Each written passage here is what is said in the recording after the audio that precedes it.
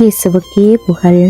இயேசுவில் பிரியமானவர்களே, இன்று நம் ஆண்டவர் 2 சாமுவேல் 7ஆம் அதிகாரம் 29ஆம் வசனத்தினூடாக இவ்வாறு நம்மோடு பேசுகின்றார்.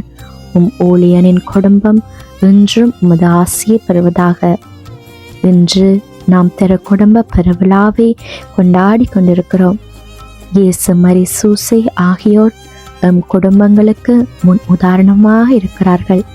அத்திரு குடும்பத்தின் பண்பு இன்றும் என்றும் எங்களுடைய குடும்பங்களுக்கு நிறைவாக கிடைக்க வேண்டுமென ஆண்டவரிடம் ஜெபம் செய்வோம்.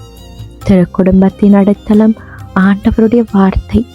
அந்த வார்த்தை வீட்டில் வாசிக்கப்படும் போது, தியானிக்கப்படும் போது, நடைமுறையில் வாழப்படும் போது குடும்பத்தில் ஒற்றுமையும் அமைதியும் வளரும். அதுபோல குடும்பமாக சேர்ந்து ஜெபிக்கும் போது ஆண்டவர் அந்த வீட்டின் மத்தியில் வாசம் செய்வார். ஜெபத்தின் மூலம் நம் குடும்பம் ஆண்டவரோடு இணைவது மட்டுமல்லாமல் நாமும் நம் உறவுகளோடு ஒன்றிணைவோம். பிரியமானவர்களே, அமைதியின் வடிவமாய், அன்பின் வெளிப்பாடாய் திரு குடும்பத்தில் அன்னை மரியா காணப்பட்டார். நல்ல தலைவனாய், குடும்ப பொறுப்பாளனாய் சூசை காணப்பட்டார்.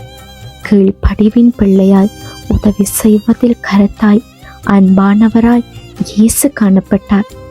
கடவுளுக்கு பிரமாணிக்கமாய் வாழ்ந்த குடும்பத்தை போல எங்களுடைய குடும்பங்களும் வாழ வேண்டும். ஒருவருக்கு ஒருவர் விட்டு கொடுத்து அன்போடும் பொறுப்புணர்வோடும் ஒற்றுமையாக கோபதாபமின்றி வாழ வேண்டும். அத்தோடு இந்த நேரத்தில் ஆண்டவருக்கு நாங்கள் நன்றி சொல்லுவோம். அருமையான குடும்பத்தை அவர் நமக்கு கொடுத்திருக்கிறார். அந்த கொடையை நாம் ஆண்டவருக்கு கொடுத்து அவருடைய ஆசீர்வாதத்தில் வழிநடந்து அவருக்கு ஏற்றவர்களாய் வாழுவோம்.